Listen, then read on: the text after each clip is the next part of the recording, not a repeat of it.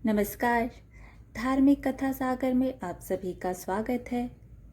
जैसा कि हम सभी जानते हैं कि हिंदू धर्म में माता पिता की सेवा को सबसे बड़ी पूजा माना गया है। जन्मदाता माता पिता को मृत्यु उपरांत लोग विस्मृत न कर दें, इसलिए उनका श्राद्ध करने का विशेष विधान बताया गया है। भाद्रपद पूर्णिमा से अश्विनी कृष्ण पक्ष अमावस्या तक के 16 दिनों को पितृपक्ष कहते हैं, जिसमें हम अपने पूर्वजों की सेवा करते हैं। इन दिनों में लोग अपने पितरों पूर्वजों को जल देते हैं तथा उनके मृत्यु तिथि पर पावन श्राद्ध करते हैं।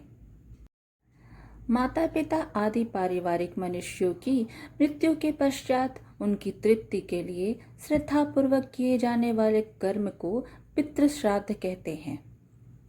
पितृपक्ष में सुनी जाने वाली कुछ कथाएं प्रचलित हैं।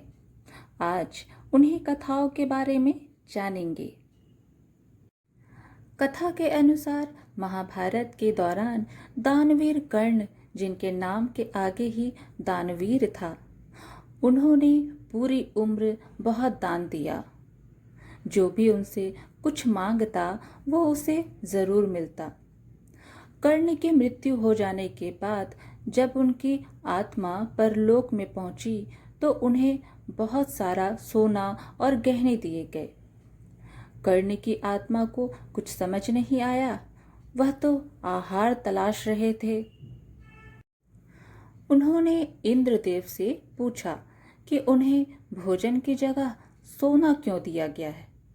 तब इंद्रदेव ने कर्ण को बताया कि उसने अपने जीवित रहते हुए पूरा जीवन सोना दान किया है, लेकिन अपने पूर्वजों को कभी भी अन्न दान नहीं किया।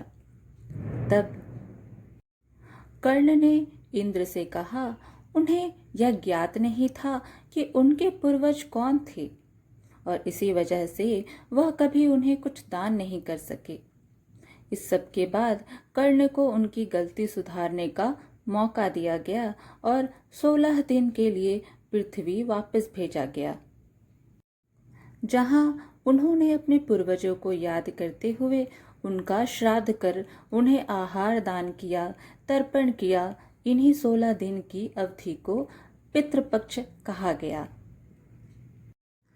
पितृपक्ष की दूसरी कथा के अनुसार जोगे तथा भोगे दो भाई थे। दोनों अलग अलग रहते थे। जोगे धनी था और भोगे निर्धन। दोनों में परस्पर बड़ा प्रेम था। जोगे की पत्नी को धन का अभिमान था, किंतु भोगे की पत्नी बड़ी सरल हृदय थी।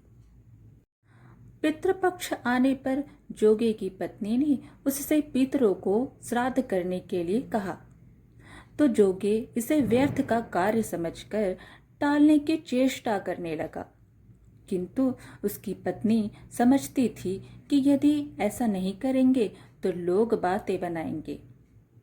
फिर उसे अपने मायके वालों को दावत पर बुलाने और अपनी शान दिखाने का यह उचित अवसर लगा। अतः वह बोली, आप शायद मेरी परेशानी की वजह से ऐसा कह रहे हैं, किंतु इसमें मुझे कोई परेशानी नहीं होगी।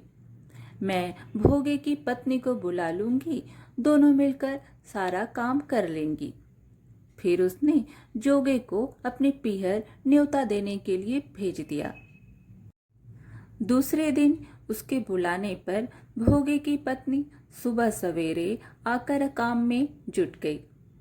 उसने रसोई तैयार की, अनेक पकवान बनाए, फिर सभी काम निपटा कर अपने घर आ गई। आखिर उसे भी तो पितरों को श्राद्ध तर्पण करना था। इस अवसर पर न जोगे की पत्नी ने उसे रोका, न वह रुकी। शीघ्र ही दोपहर हो गई। पितर भूमि पर उतरे। जोगे भोगे के पितर पहले जोगे के यहाँ गए तो क्या देखते हैं कि उसके ससुराल वाले वहां भोजन पर जुटे हुए हैं। निराश होकर वे भोगे के यहाँ गए। वहां क्या था, मात्र पितरों के नाम पर अगियारी दे दी गई थी। पितरों ने उसकी राख चाटी और भूखे ही नदी के तट पर जा पहुंचे। थोड़ी देर में सारे पितर इकट्ठे हो गए और अपने अपने यहाँ के श्राद्धों की बड़ाई करने लगे। जोगी भोगे के पितरों ने भी अपनी आपबीती सुनाई। फिर वे सोचने लगे, अगर भोगे समर्थ होता तो शायद उन्हें भूखा न रहना पड़ता, मगर भोगे के घर में तो 2 जून की रोटी भी खाने को नहीं थी। यही सब सोचकर उन्हें भोगे पर दया आ गई।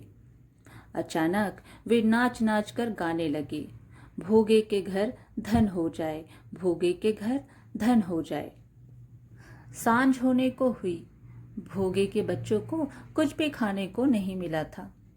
उन्होंने माँ से कहा, भूख लगी है।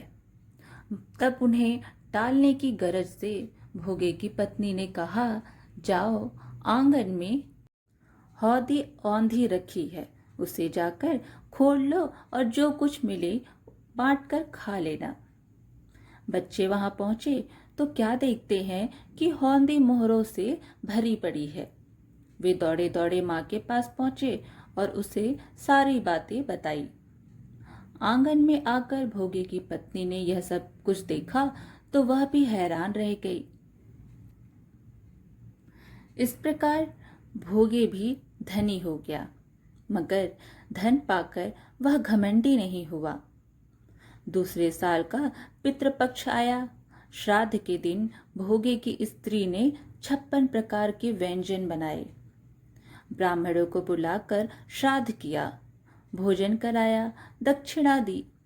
जेठ जेठानी को सोने चांदी के बर्तनों में भोजन कराया। इससे पितर बड़े प्रसन्न हुए तथा तृप्त हुए। तो इस प्रकार पितृपक्ष की कथा यहीं समाप्त हुई। फिर मिलेंगे एक और धार्मिक कथा के साथ। तब तक आप हमारे इस चैनल को सब्सक्राइब करना ना भूलें। हमारे चैनल के साथ हमेशा जुड़े रहें। धन्यवाद।